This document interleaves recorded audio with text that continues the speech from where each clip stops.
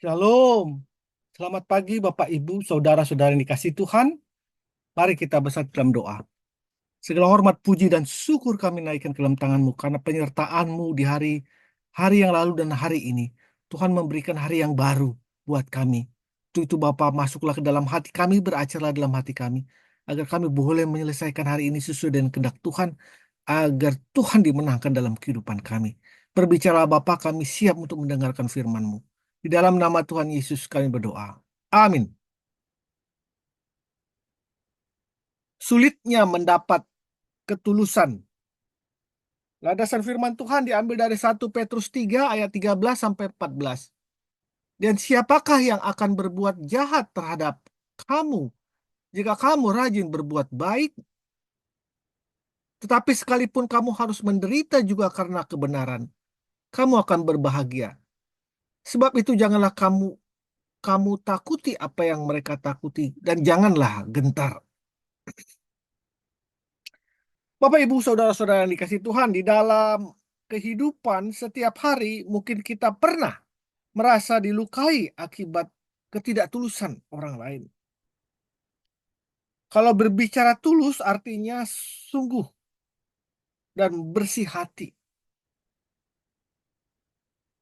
Perlakuannya benar-benar terbit dari hati yang suci, hati yang jujur, tidak bermuka dua, tidak pura-pura, dan tidak serong. Sedangkan ketidaktulusan adalah kebalikannya. Apakah Bapak Ibu pernah terluka karena orang yang mengaku sangat mencintai Anda, tetapi ternyata diam-diam mencintai orang lain? Cinta dan kebaikan Anda kepadanya diabaikan begitu saja, dan Anda dicampakkannya. Apakah Anda pernah terluka karena orang-orang kepercayaan Anda yang diperjuangkan mati-matian agar mendapatkan posisi yang lebih baik dan taraf hidup yang meningkat, ternyata mengkhianati dan menjelek-jelekan Anda di belakang? Apakah Anda pernah terluka karena sahabat-sahabat Anda yang kelihatannya sangat mendukung dan sangat berpihak kepada Anda, namun mereka menusuk dari belakang dan menjatuhkan Anda?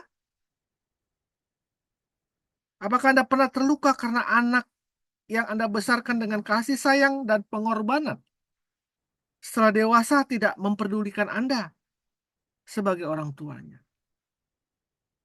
Atau apakah Anda pernah terluka karena orang-orang yang berkata bahwa Anda dapat mempercayai mereka sehingga Anda menceritakan semua rahasia kepada mereka?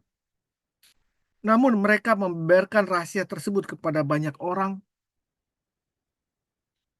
Bapak, Ibu, saudara-saudara yang dikasih Tuhan, apakah Anda pernah terluka karena orang-orang yang selalu Anda utamakan, yang selalu menerima pertolongan dan pemberian-pemberian dari Anda ternyata sering menganggap atau menggosipkan serta menjelekkan Anda? Apakah Anda pernah terluka karena orang-orang yang di depan Anda selalu berkata, "Aku sangat prihatin padamu. Aku mendukung engkau dalam doa. Aku mengasihimu." Ternyata bermuka dua dan mengharapkan yang buruk terhadapmu. Mungkin pernah terbersit penyesalan di dalam hati. Untuk apa lagi berbuat baik kepada mereka yang munafik? Mereka yang tidak tahu arti berbuat baik. Yang ternyata tidak tulus mengasihi dan bersahabat dengan Anda. Tetapi firman Tuhan mengatakan, haruslah kita tetap terus melakukan kebaikan kepada semua orang.